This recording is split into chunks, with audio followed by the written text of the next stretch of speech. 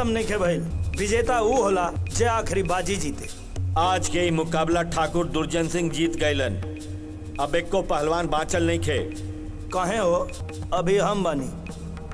का नाम है तोहार? खैर नाम के छोड़ा। सुना, ये पहलवानी के लिस्ट में तोहार नाम नहीं खे, ऐसे तू ये प्रतियोगिता में न जा सकेला। डराए वाला 100 को बहाना ढूंढेला। ई कहीं की डरा के नहीं। ए लड़का, अब तो बदतमीजी कर रहल बाड़ा। सच जब कड़वा होला तब बदतमीजी लागेला बाबू साहब। भैया इलाद के देवता ससुरा बात से न मानी।